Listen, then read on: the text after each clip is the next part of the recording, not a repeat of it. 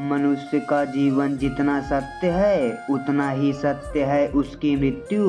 जो इस मृत्यु लोक में आया है एक ना एक दिन उसकी मृत्यु अवश्य होनी है। मनुष्य ये बात जानते हुए भी इस सत्य से भागता है और पैसा कमाने के लिए ना जाने कितने पाप करता है, जिसका कारण है मृत्यु के इस रहस्य की जानकारी ना होना। मृत्यु के बाद पाप कर्म के कारण उनकी आत्मा को ना जाने कितने कष्ट भोगने पड़ते हैं, जिसका वर्णन हिंदू धर्म के 18 पुराणों में से एक पुराण में किया गया है। तो चलिए जानते हैं मृत्यु के बाद आत्मा के साथ क्या होता है। नमस्कार दोस्तों, स्वागत है आप सभी का हमारे YouTube चैनल में। तो दोस्तों, अगर आप सच में भगवान श्री कृष्ण के भक्त हैं तो वीडियो को एक लाइक कर दीजिए एवं कमेंट में एक बार लिख दीजिए जय श्री कृष्णा।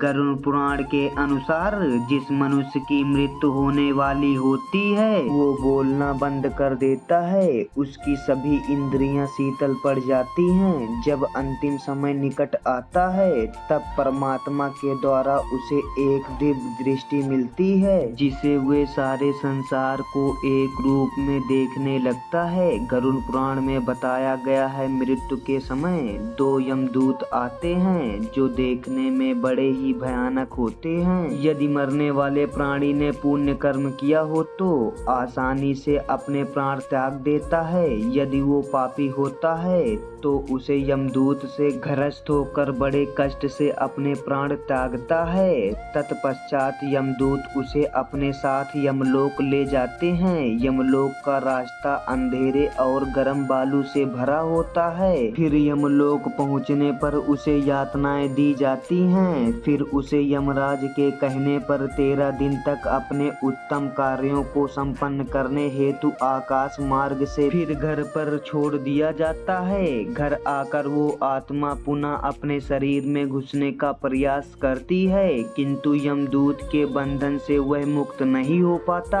और भूख प्यास के कारण रोता रहता है। गरुड़ पुराण के अनुसार मृत व्यक्ति वंशज को 10 दिन तक पिंडदान अवश्य करना चाहिए, क्योंकि पिंडदान से ही आत्मा को चलने की शक्ति प्राप्त होती है। तत्पश्चात मृत व्यक्ति के 13 दिन तक यमदूत आत्मा को फिर से पकड़ लेते हैं। फिर शुरू होती है यमलोक की यात्रा।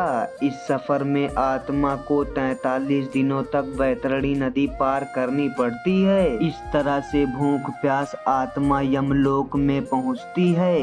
यमलोक में भगवान चित्रगुप्त उस प्राणी के सभी कर्मों का लेखा जोखा यमराज को देते हैं। फिर उस आधार पर धर्मराज ये निश्चित करते हैं कि पापी आत्मा को किस नरक में भेजा जाए। तो अब आप समझ ही गए होंगे हमारे जीवन में धन दौलत का लालच छोड़कर सच्चाई के रास्ते पर क्यों चलना चाहिए। आशा करता हूँ कि आपको हमारी यह वीडियो पसंद आई होगी। अगर पसंद आई हो तो